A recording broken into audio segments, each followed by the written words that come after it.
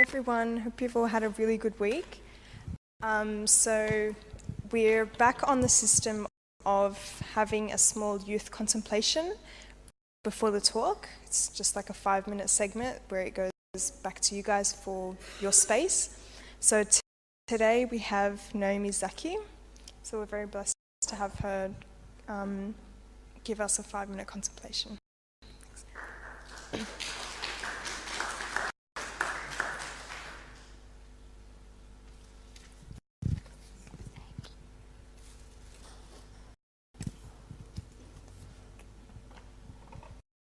Okay, so you'll need to see this one. Okay, so over here, what is this? It's a $50 note, right? And how much is it worth? $50, right? Okay, what if I scrunch it up? I know. What's it worth? It's still worth $50. All right, what if I step on it and it's got all the dirt from my shoes on it? How much is it worth still? $50, right? Okay, so say it's not only tarnished now, but say it was used for something not so good, like used to buy drugs or used to like fund a terrorist organization, something like that. How much is it worth? Still worth $50. Could still help like pay for petrol, groceries, you can treat yourself, right? Still same value. So a lot of the time when it comes to our relationship with God, if we've been away for a long time, sometimes we may find ourselves feeling really unworthy. It's hard to go back. We think of ourselves as like less than able to go up to Him, to ask for help, to seek a relationship, let alone to be loved by Him. But no matter how many terrible things we've been through or how many terrible things we've done, in His eyes we are still of great value. We are still His children. We're still loved by Him, and that's not going to change no matter what we go through or no matter what we do. So that was a little visual explanation of self-worth and how God sees us and how He loves us. So yeah, don't ever think that you're unworthy to Him or that you'll ever be unloved. So yeah, thank you.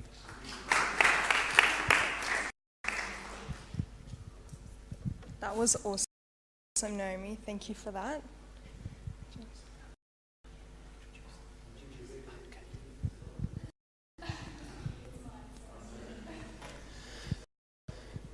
So, in the book of the Apocalypse, St. John the Beloved writes about the dragon and the beast, and he describes these giant, terrifying creatures.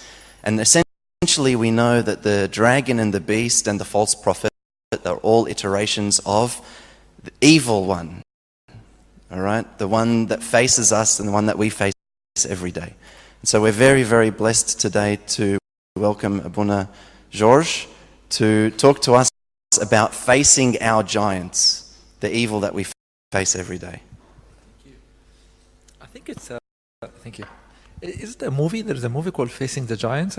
I think Christian movie called Facing the Giants somewhere back in the 90s or early 2000s. Have anyone watched it? Or I think it's worth it. I think it's about a soccer team or football team, American football team, and like how they challenged by very tough teams and eventually they managed to win.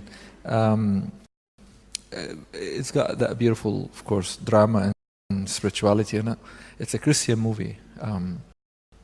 It's worth looking at it. So, good topic. Facing the giants. We may read few verses from the epistle of St. Paul to the Ephesians, chapter 6.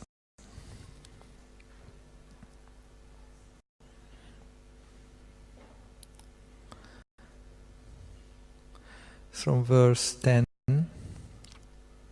just three verses. Just commenting of our brother, just what he said now, in terms of our war is against the devil. Okay. In the name of the Father, the Son, and the Holy Spirit, one God, Amen. Finally, my brethren, be strong in the Lord and in the power of His might. Put on the whole armor of God, that you may be able to stand against the wiles of the devils. For we do not wrestle against flesh and blood, but against principalities, against powers, against the rulers of the darkness of this age, against the spiritual hosts of wickedness in the heavenly places. Therefore, take up the whole armor of God, that you may be able to withstand in the evil day, and having done all, to stand. Stand therefore, having girded your waist with truth, having put on the breastplate of righteousness, and having shod your feet with the preparation of the gospel of peace, above all taking the shield of faith, with which you will be able to quench all the fiery darts of the wicked one. And take the helmet of salvation and the sword of the Spirit, which is the word of God, praying always with all prayer, supplication in the Spirit, being watchful to this end with all perseverance and supplication for all the saints. Glory be to God forever and ever. Amen. I guess it is an important topic, especially when it comes to the fasting time, realizing that we are in a warfare and we have an enemy that is really waiting for our failure, and we have internal enemy as well, which is sometimes the ego, and many more than that. And we would deceive ourselves if we think that we live in tranquility and will continue to live in tranquility. No, we will be challenged, and these challenges will become sometimes very difficult in our way. And the topic of today is facing the giants. So specifically discussing one particular aspect, a very huge aspect that we may encounter in our spiritual life, the big things in our lives. So when we talk about the giants here, we talk about big things that really حاجات كبيرة, huge things come to our lives that we may really need to be careful and be watchful for. These things vary from one person to another person. So those giants for me may differ from those giants that face you. Even your giants may change by time. So the giants that you are facing now may not be the ones 10 years ago, and they may not be the ones 10 years after. And because everything is dynamic and we keep changing things. But very importantly, we need to learn how to face these giants and not to brush them off and keep walking, not realizing it will get worse and we can't get out of it. That's why spiritual economy in Orthodoxy is very important, that we need to be careful, not to just rely on our knowledge and our strength, but we need to rely on the church fathers, experience the church fathers. So firstly, as I said, these giants could be different from one person to another person. It could be as simple as some personality problem that you may be growing with, you carried on you since your childhood, and you can't get rid of it. Could something be developed in your childhood because of mistreatment or something happened through your parents, through your siblings, by friends, bullied, whatever it is, and kept growing and still sitting there, upsetting you and bothering you as you walk through. It could be that you don't know your identity. You have confusion of your identity. It could be, and very commonly, be part of impurities. Being challenged very badly in these days in society of how to keep our purity in all levels. Through media, through this, through that. Purity is a big challenge. And sometimes that sin or this weakness becomes a giant that stops you from growing spiritually and keep you failing over and over. Could be something else. Could be drugs, could be whatever. Could be any problem. But surely we have all problems that we can call them giants. And as I said, they are different from one person to another person. My first question to you, you don't need to answer me if you like, please feel free. Why do we don't face our giants? What would make us keep running away from them? So we know, imagine if we know, sometimes we don't know.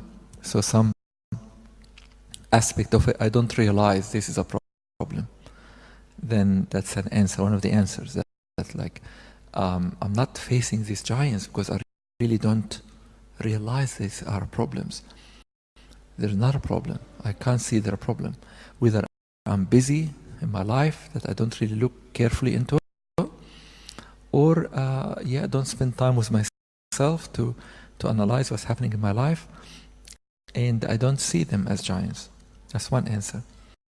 But what else makes us sometimes don't face these giants? So now we know there are problems, and these problems are giants, huge, and I'm not really confronting them or trying to get rid of them from my life. Yeah. Fear of change. That's like you're comfortably feeling, you get out of your comfort zone if you keep changing yourself, and then you feel like if that change may really upset you, or you feel like it's not going to be yourself. Is this what you mean? Or okay, what else? Sorry? Unprepared, like feeling you're not ready for it. Okay, beautiful.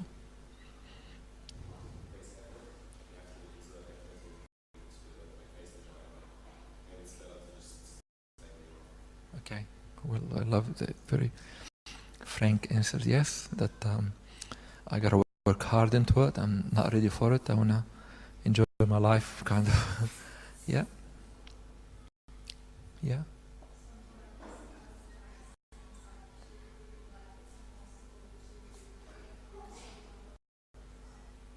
Yep, very right. They're too big. I would feel scared to challenge this stuff. I may fail if I try to, which is very common, by the way. And I guess this is gotta be part, even if I don't spend effort, but in the back of my mind I may say, I may fail. I may not be able to break through. Any other reason? Yeah. I think it can be maybe pride, not wanting to admit that you've been wrong for so long before and have to change. Yes, pride. I don't have a problem. I don't admit I'm weak or having a problem. Yeah. Putting it off till tomorrow, thinking you always have tomorrow to fix it. Very right. Yeah. That there is tomorrow to solve this problem, not now. And I guess you guys, what you just said now is the biggest part of the problem. Like fear of challenging it. I won't feel comfortable, or I won't be able to break through. I don't want to hassle myself. It's too much work. I may fail of doing that. I'll do it tomorrow, which is a very common practice that we all go and fall through. Tomorrow. tomorrow. I'll do the good thing or I stop the bad things. That will be tomorrow. And keep pushing things. And you know that saying, the delayed obedience is current disobedience. So if I'm delaying my obedience, currently it is disobedience. One of the sayings, yeah. So I guess all what you've said now are reasons why we don't stand up and face these giants in our lives and just go and try to break through and get rid of it, because simply we have this set of reasons that I'm young, I want to enjoy my time, I don't want any challenges, I don't want to be feeling discomfortable in my comfort zone, and goes on.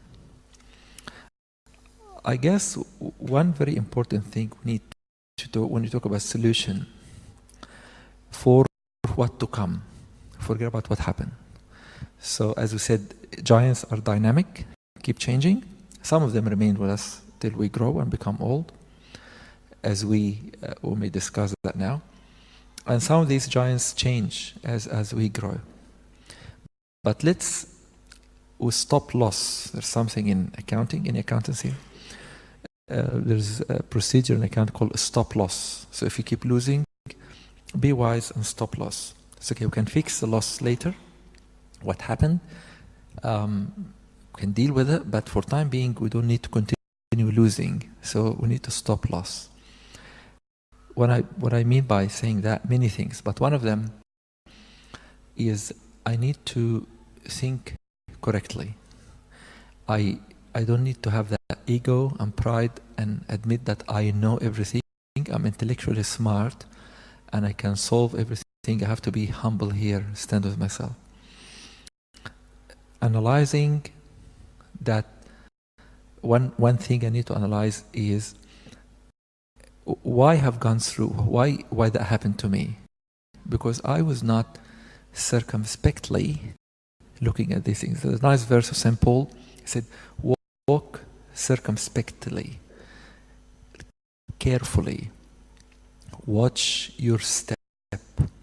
Don't let those little foxes get through your life and let them grow and become giants.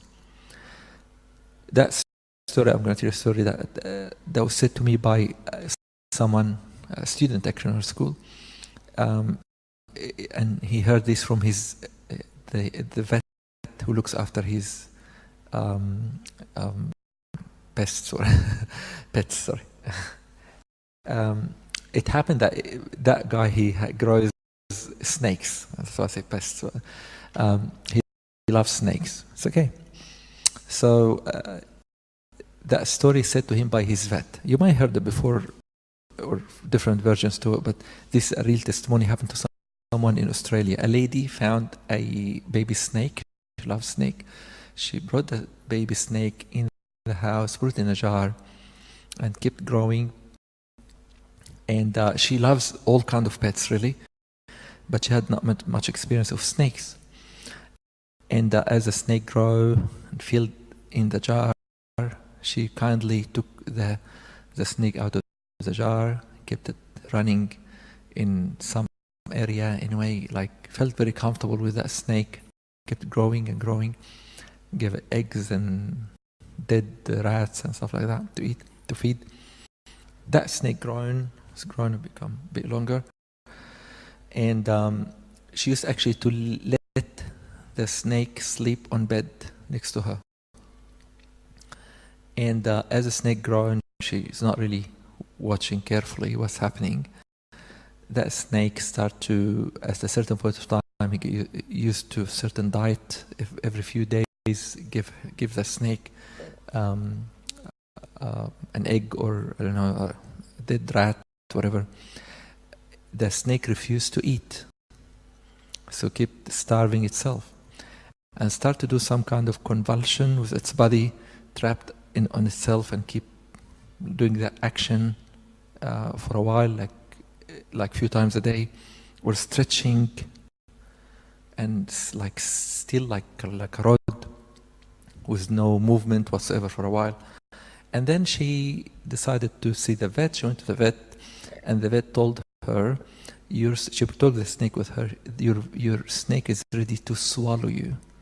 He has a target to eat you. And that's why he's strengthened. He's starving himself, because knowing that you're going to have a big prey to eat. And the other thing is strengthening the muscles and then stretching to get the right size and then be able to swallow you. And in a way, snake is serpent, is symbolic of the devil since Genesis. So what happens is we sometimes allow little foxes, as written in the book of Song of Songs. Saint or Solomon mentioned that watch the little foxes that destroy the vine. And when we allow these little foxes to come in, they grow and become giants, and then they destroy. And I guess, as I'm saying these words to you, I think of the little foxes that I personally allowed them to go in my life and hurt me eventually. And it took me a while, or even I couldn't sometimes, to take them out.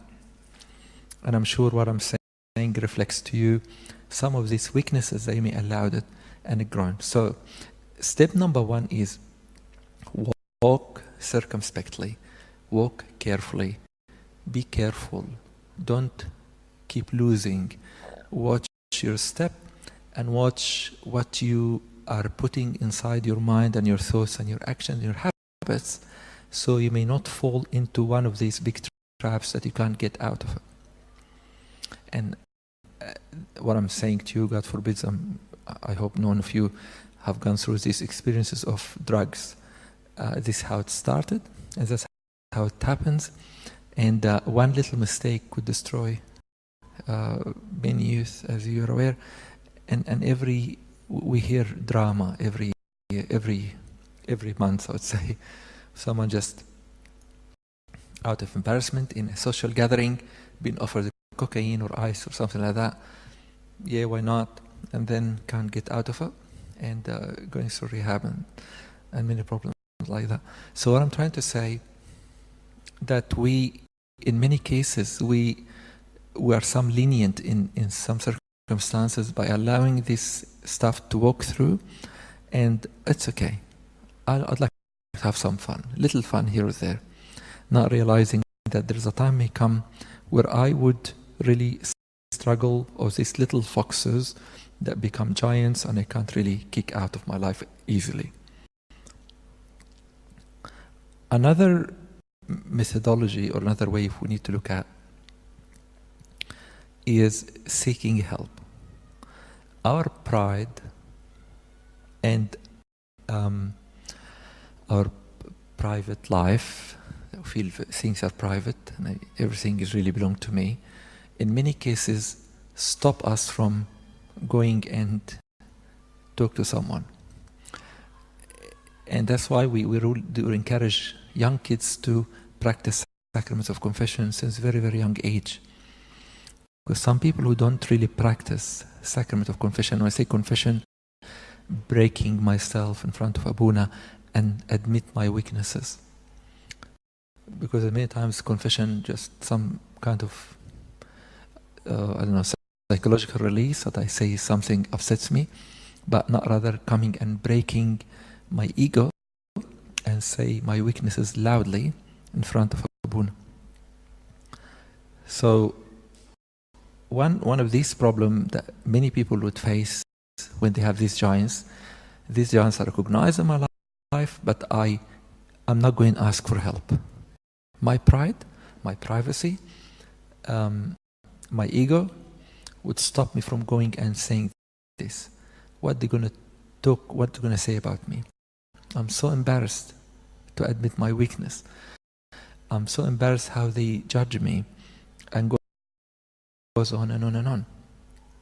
Some problems maybe don't need Abuna. Sometimes problems they need a physician or a psychologist or a psychiatrist. Some problems sometimes could be worked out through our parents. It depends really what we're talking about. So in many cases we we don't want to do that because our ego will stop us. And a very important step in our spiritual economy, a very important component in spiritual economy, that we have someone to refer to when we have a problem. In the church, it is the confession father or the spiritual father, that I may go and meet Abuna and tell him this problem. It takes some effort from a person to go and talk to Abuna about something so private, for example. But it's worth it, because in many times there is a solution by the church. And Abuna or spiritual father or whoever the person that we believe would help you, he would help you. In many cases, I'm sure Abuna will have many stories that we meet people will come and surprise us of something, and they pretend they may see us for years, but keep hiding this issue for years and years. And then when they realize that their life is about to be destroyed, they come and talk about it. Be wise. Don't do that. Once you realize your weakness, go and find help. Seek help. Don't be wise in your eyes, but rather go and find help from others. Spiritual father, your confession father, your, as I said, sometimes the psychologist or psychiatrist or counselors could help us sometimes. There's nothing wrong with that. We don't believe that these sources of healing only in the church. No, we believe in medicine, we believe in counseling, we believe in all these aspects, as long as it's been done properly and with trustworthy people. So go and seek help if you have an issue. If there's a giant sitting and hitting you and keeps slapping you every single day, and you have the guts to don't show it in front of anyone, and you smile, keep hiding it, you can't continue doing that. You're going to collapse one day. Be wise. Move on. Go to your Abuna, break your ego, talk to him about it, and move on.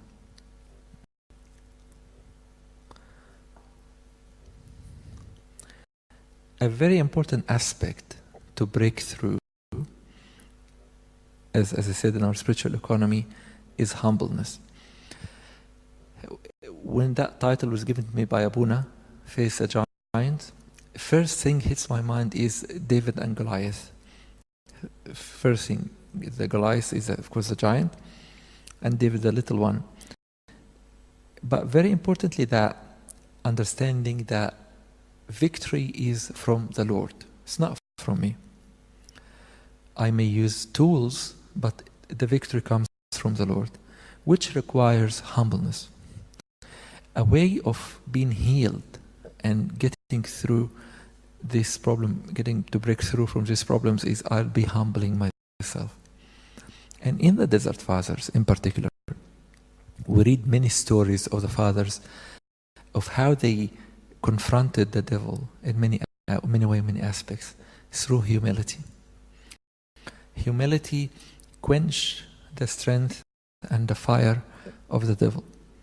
When you stand in front of God with a humble heart, that changes many things. So humility is a key weapon in our way to succeed against these giants. I have a contrite heart in front of the Lord. God, I'm weak, I'm nothing. Let your strength be completed inside me. I need your strength. I'm unable to do this by myself. I need your help. I need your power. I'm nothing without you, Lord. You are the source of strength and goodness in my life. The war is for you, it's not for me. And that's, as I said, it's something to be established in your system. You always talk to God that way, in that way. And whenever you face a problem that you feel is so huge and so difficult in front of you, you need to go with this humble heart in front of Him talk to Him and with a contrition and tell Him, Lord, I need your help. I can't do it by myself. I am so weak to do it by myself. I guess, as I said, it's a whole of a spiritual economy that we need to work through together. Not one bit, but it's ongoing things that keep adding to each other and give the whole vision of what we are facing and what we're having in facing our life. Because if I really lack any of these things, I won't be able to do it by myself. The guidance of your spiritual father, your humbleness, you are seeking your help, you're not really, you want to move on out of your comfort zone and break through this. You don't want this stuff to be a problem later on in your life. In many cases, as I said to you, we meet people who keep hiding these giants, and it comes out in very difficult times of their lives, when they are married, for example. A few years ago, it happened that I found someone comes to me and after being married, spoke about the giant he has of feeling of homosexuality after being married, and it took him lots of efforts, lots of courage to come and to break and to say this, realizing that there is a real, like this is really gonna destroy his marriage life. It's a huge problem, may break and may destroy the whole lot. And with this humble and a contrite heart, with the guidance of God, it all gone away. Many things happen like that. Problems happen from our little childhood that we carry on, that cause some problems like personality disorder or anything like that. I keep hiding it, and it's really on my mind, going on and on and on. And again, it happens when I am about to settle in my life in a relationship or marriage, that huge giant comes in and would destroy the whole lot. Why? Because I don't want to open this file. I want to keep this file closed, imagining it won't come out again, but it will. It will come out again. We all have problems. We all do have problems. The way we have brought up, the way we have grown in school and stuff like that. And every day, it's been proven to me that we all having problems. But those who are very careful and looking and digging in and finding these problems and pushing away all this dust and around it and make it clear in front of my, this is my problem, Lord. I want to bring this to you so you can take it out.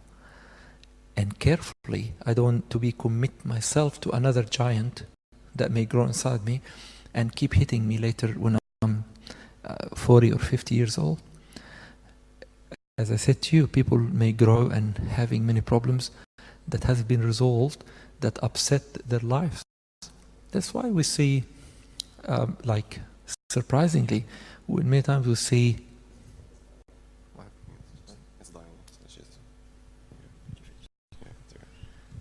we do see people who are married for that number of years, and then all of a sudden we find problems when they are 25 years married or something.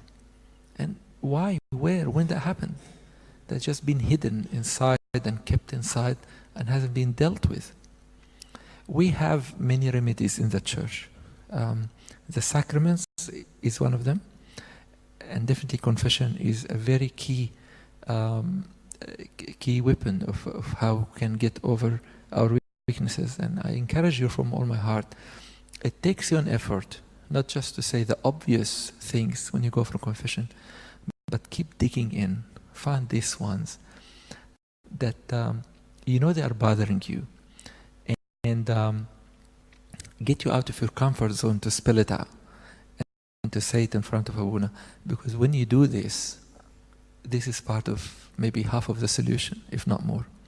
When you admit your weakness, when you explicitly say this in front of Abuna, with a contrite heart, with the willingness to be healed, without decorating it, without justifying it, just drop it off. It's a big part of the solution. So you look at your life, you'd like to be a balanced person, you'd like to be a wonderful Christian, obedience to the Lord in all aspects. You want to be a healthy person in society, and later on you'll be a good mother, a good father, having a family, successful, and you really want to do that, you have to make sure that you're good from inside as much as you're from outside.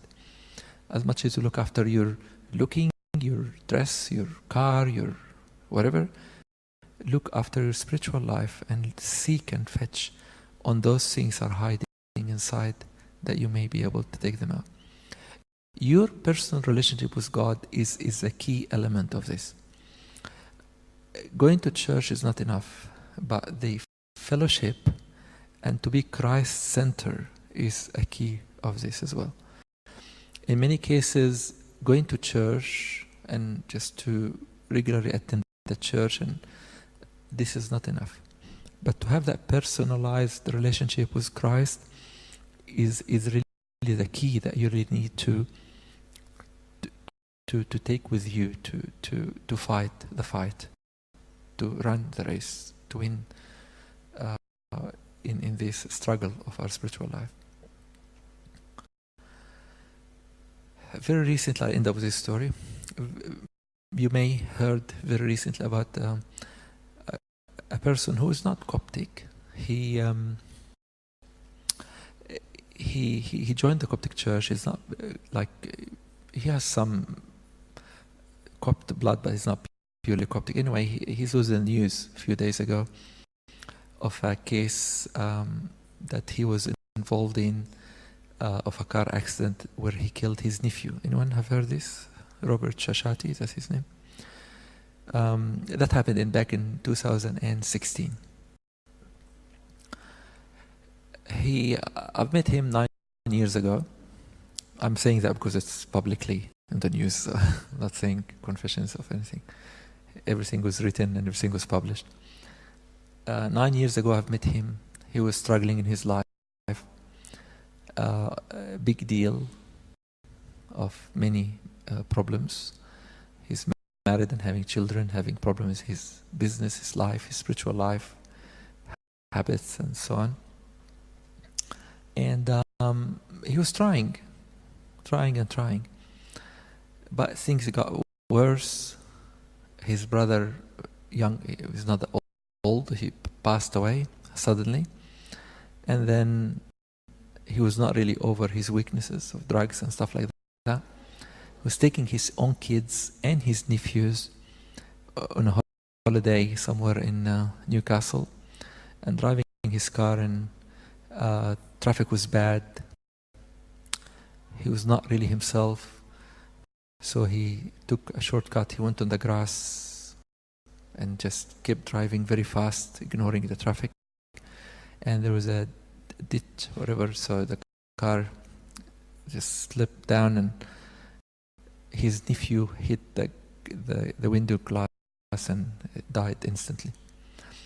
And he was injured, and his children were injured, all been hospitalized. But of course, the nephew of his brother, who died 2 months ago, and now it was a great guilt. Of course, family can't forget that or forgive him. His wife left him about 8 months before that. His life became a mess, and he lost it. At that time, I didn't know. Anyway, his mother called me, and I went to visit him. He always listens to me and talked to me. He opened the door, he looked at me, and then he slammed the door in my face and just went to his room. I couldn't talk to him. I've tried a few times, no calling him, no. He was in a big trouble. It's a court case, still running, by the way. He's been found guilty of having ice that affected his driving and caused this drama, and family can't forgive him. But what happened was amazing. That was not really maybe the prayers of people, but it happened externally. That one day he was so down by himself in his room, and he started to scream to God. He's a believer. He believes in God. God, I need your help. With contrition, was admitting all his weaknesses. He confessed before, but in this time he was contrition. He said all his weaknesses out of his heart so loud, to the extent of screaming and crying. He slept. He didn't know what happened. And in the morning he found himself waking up calmly, and as if God just poured something in his heart that he doesn't know what it is. And he found himself opening the Bible. He's not well educated. He hardly be able to read. He's kind of illiterate. He did some schooling, but he didn't finish his schooling in Australia. And then he just hold the Bible he has and start to read. He felt like he reads fluently. He doesn't know what happened to him. And then a few days later he called me. I was surprised. And he asked to see me. So we met, and I found a totally different person. And he started to talk about his weaknesses in a very different way. In full responsibility to what he did. Admitting every single giant that he was beaten by. Admitting his mistakes of how he destroyed his family. At the time he was complaining of his wife's reaction and why she's doing this to him, not taking responsibility of what he did to her. It was really amazing to see that major change in his life. And taking full responsibility of the death of his nephew. I was just in front of a different person. Still, the case is in court, and the final sentence will be, I think, in April on Good Thursday, in our Good Thursday, 7th, I think, of maybe 6th of April. And what happened, interestingly, in the last court, I was there, in the last hearing. The judges were discussing that what sort of, when did he have the ice exactly, when he took the drugs before the accident. And the doctor who was involved into suggested that it was few days before. They said 4 to 6 days. And I was there. To my surprise, so the judge has changed, and there's a new judge who's still going through the things. That's why the delay of the court. What happened is the judge was talking to the barrister of that guy, and the other barrister of the deceased, the victim, was keep arguing about this very particular point. That yes, he the argument was the accident did not happen because of the drugs. He did something wrong, that he went out of the road. Yes, he was speeding 80, but no one could avoid to fall into that ditch even if he's not under drugs. That was the discussion. Adding to what it says, it's 4 days, as according to the coroner, wherever those people investigating, they said it's the drugs is been taken about 4 days. So that guy, Robert, out of the blue, he has a chance to speak, and he said to the judge, "Your Honor, I've taken the drugs about 20 minutes before the accident." And the judge looked at him like that. And the barrister, they wear that white wig thing. He almost takes this out and throws it on the... Goes, what?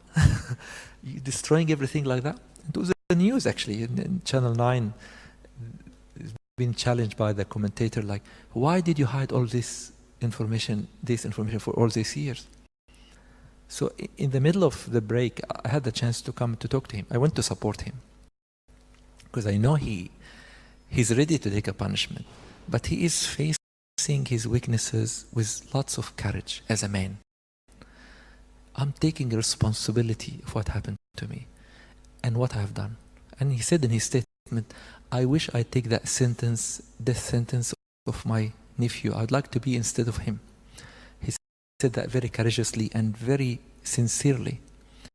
So I told him, why did you do that? He said, I had to face this. I lied. And I want to get rid of every wrong thing in me, so I'll be pure and clear in front of the Lord. This was his words. So I don't want to leave any traces of wrongs between me and God. I felt like these little things would really be an obstacle between me and God, would stop me from growing and knowing Him.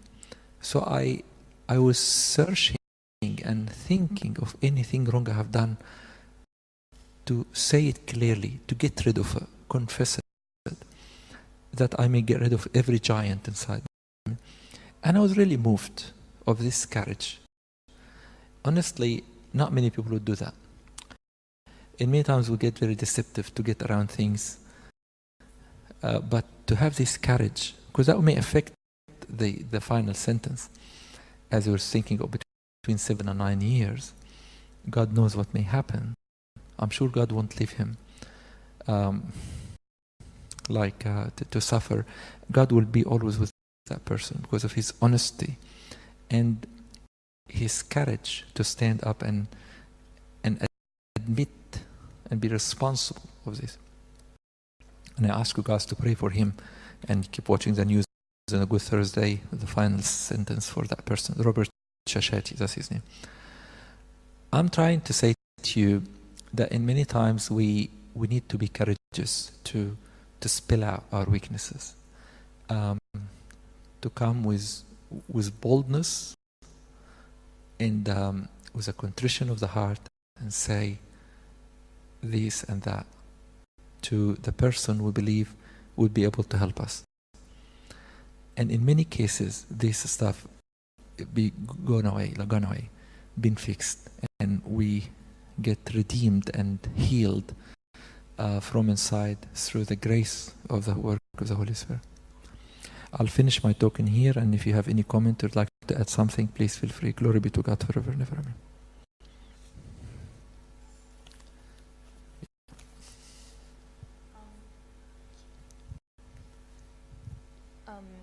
Your point about revealing and making yourself kind of break down and make yourself vulnerable to expose all these things, your point was centered around confession. What if someone struggles with the thoughts of my confession father is judging me, or what will he think of me, like those feelings of self-image, and I feel like that's a big barrier for a lot of youth. Very true. To myself included, to deal with that. I hope you've heard the question, like it's always that embarrassment of my self-image in front of my confession father when I come to tell him my weakness. We always say that, and it's very, very true. Very 100% true. We do sin as well. Everybody sins. So priests do sins. And we go to our confession fathers and very embarrassed, wearing that black galabeya and holding the body and blood of Jesus, and go and tell him our weaknesses. And abunas in their turn go to their confession father. Our confession fathers go to their confession fathers and admit their weaknesses as well. The Pope himself have a confession father, which means we're all sinners and all do mistakes. That's number one. Number two, when we've been ordained as priests, I remember the commandments that we've heard. It has this statement, like we heard it. They told us when you have received the oblation, first time we pray in a mass, after we finish the mass, we're given a kind of like recommendation or a commandment to do. And it says this to us: if you despise a confessor, if a priest despises a confessor, you will lose the crown of your priesthood. These are the words. You lose the crown of your priesthood. I don't know what does it mean, but I think you lose something very good. So whatever it is. So I'm saying, يعني احنا been recommended and commanded clearly to not to judge anyone. We can't judge because we're already judged. And at the point you guys going for confession to Abuna hasn't confessed himself. So you come out of confession justified, and himself is not yet, because he still need to his confession father. Many things to be said into that, but you need to have that trust in the church. The heart of Christ is joy and happiness when someone confesses sins. This is a joyous moment of a priest, a righteous priest, when someone come and tell him his weaknesses. This is a joyous moment. Because many times I don't want to say we sense, okay, we sense or we know this is not all the truth. There's something else happening. Again, it's not our job to do this. It's not our job to interrogate and ask and do this. We can't do this. It's not our job. You come to Abuna and say whatever you like to say. So my advice to you, by the way, these thoughts hit us all, even us. Like, I'm due to go for confession. And always, the embarrassment standing in front of Abuna, and I would say my weakness. That's part of the remedy, by the way, feeling embarrassed and shy. But I know my Abuna will never judge me, because I know he goes to his Abuna and confesses sins. Maybe different sins, but we are all sinful. So please take this away of your mind. The sinful woman who went to the house of Simon, the Pharisee, if she thought about Christ will ask her to get out, or even the Pharisee asking her to go out of the house, she will never come to confess or to break to Abuna, to Christ and confess her sins. So it is, of course, one of the issues that we all face, but we've been given one of the greatest remedies of our spiritual struggle through confession. Many churches don't have that, even Orthodox churches. Many Orthodox churches, because of the volume and number of people, they don't take confessions individually. Just they give absolution, and they just rely on absolution to the whole congregation. We've been blessed as a church to have this pastoral care of Abuna. Personally, you meet him and confess to him, and you'll be able to spend 20 minutes or half an hour with him. This is a privilege that, like, it's not really, many churches are really lacking and don't have it.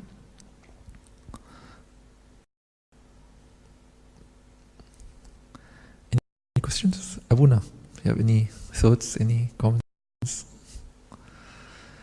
Any questions, guys? Any things in mind? God bless you, and you have a wonderful remaining of the Lent, great Lent, and I pray that you guys accelerate and work hard into your spiritual goals, that you may attain when reach the Passion Week with lots of emotions and devotion to the Lord. Glory be to God forever and ever. Thanks so much, Fr.George. I'm sure you'll agree, guys. It would be beautiful.